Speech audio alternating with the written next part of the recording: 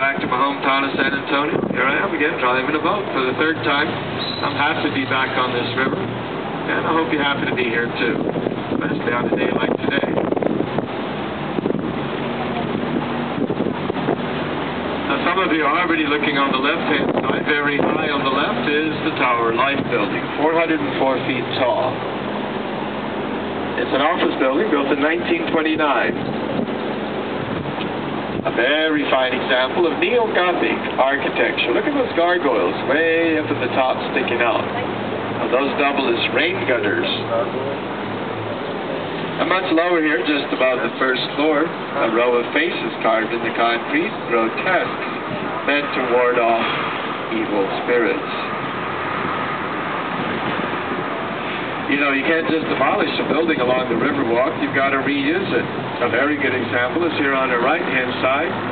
This Home and Suites Hotel looks like an old warehouse. That's because it was. It was built in 1919. They used to store drugs in there. Pharmaceuticals, I should say. San Antonio Drug Company warehouse.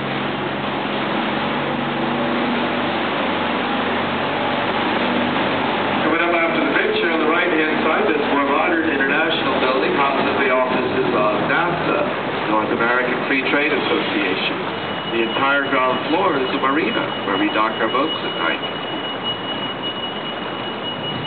Straight up ahead, the red building with the dome is the Bexar County Courthouse, built out of red sandstone back in 1896. Now we've got just about all the way around the natural horseshoe bend. We'll be leaving it up ahead and going into the man-made flood channel through floodgate number 4. This floodgate just comes right up out of the water.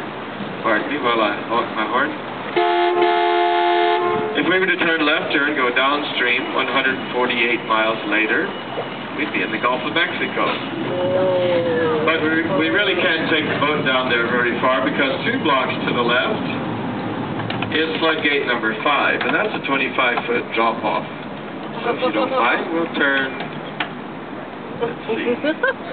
Right, okay, as you said so, okay. Oh, yes.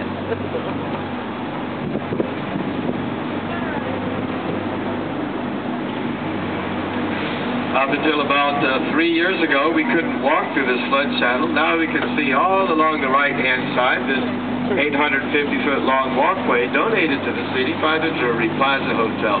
That's the one up here on the right. Now you can walk the horseshoe bend without having to backtrack anymore. You can make a complete circle. Well, back in 1921, there was a devastating flood in San Antonio, and that's what prompted the city to start making plans to dig this flood channel. But there were 2 school teachers, Emily Edwards and Rena Green. They were against digging this flood channel because they wanted to save the old city market that stood right here. Well, we can see they lost that battle, but you know, if it hadn't been for those 2 school teachers, we wouldn't have a Riverwalk today. Because in 1929, when they actually dug this flood channel, can you believe the city wanted to fill in the rest of the river and pave it over?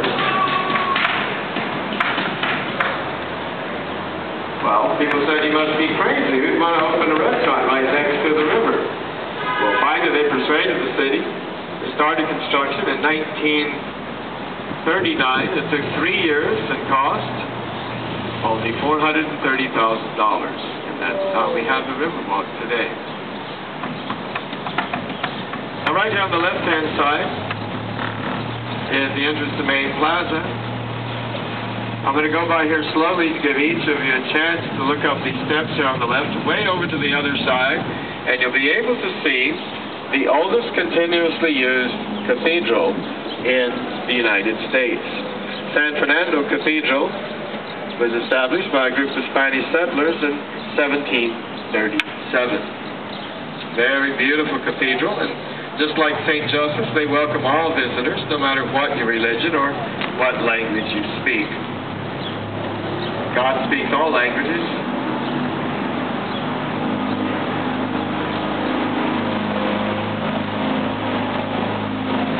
After this bridge here, we're going to turn right and go back into the natural horseshoe bend. But if we were to go straight ahead, instead upstream, get to the source of this river. The natural spring just bubbles right up out of the ground from the Edwards Aquifer. And that's also the source of all the drinking water in San Antonio. Now I'm pausing here on purpose because something important happened right here. First, I'd like to draw your attention to this cypress tree ahead, towering over us. It's been proven scientifically that this particular tree is 300 years old. Now, if I may be so bold as to relate to you a piece of Texas history told in the form of poetry. I told you to be more rhyming. Just a little something I wrote about what actually happened right here, back in the year 1835. Now, that's when Ben Milam was still alive, and he was standing over there on the left-hand side. But I'm going to leave it for the moment and let this boat pass us. I'm sort of the pokey guy along the river. If you're interested in getting to the taxi, I have a good deal taxi. We'll stop picking you up. Get your taxi tickets, other taxis. I would take that cash only, and they run from 9 a.m. to 9 p.m. The ticket prices for the taxi are $5, $10, and $15. Depends on how much of the bill you want to see. Hi, Jim. We are now about to go under floodgate number 3. Floodgate 3 stops straight down, like the garage door, sometimes on its own.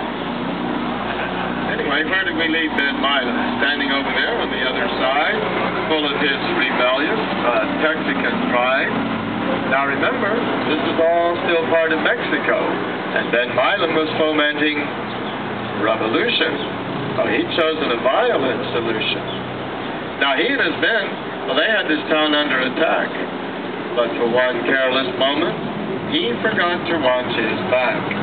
As he stood over there on that patio, little did he know that over here behind this tree lay his mortal enemy. Now this is true.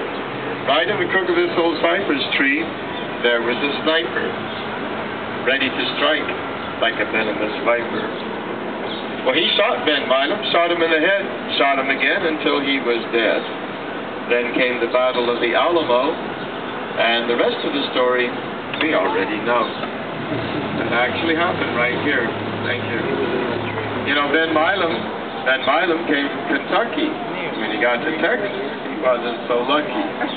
But out of respect to Ben Milam, he is the man who started the whole Texas Revolution. There's a statue of Ben Milam 2 blocks behind us in Milam Park. And I got a couple of other short rhymes, just a little bit silly, just for fun. One is about this floodgate we're about to go through. This is floodgate number 3. It works a little differently. Comes down like a guillotine. Now don't worry, no need to hurry. It's a giant slow-moving machine. Takes 15 minutes to get it down. By that time, we'll be back in town.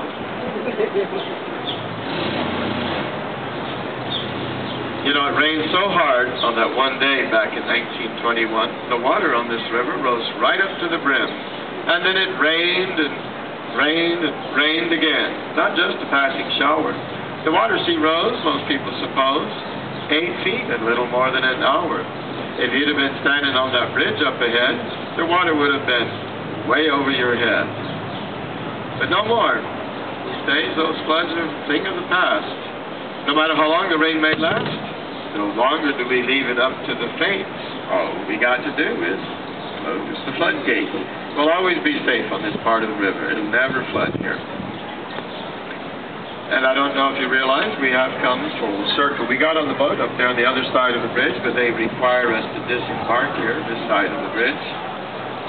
And I'd like to remind you, I was just kidding back there about eBay. Please check around you, make sure you have all of your valuables, and be sure to take them with you.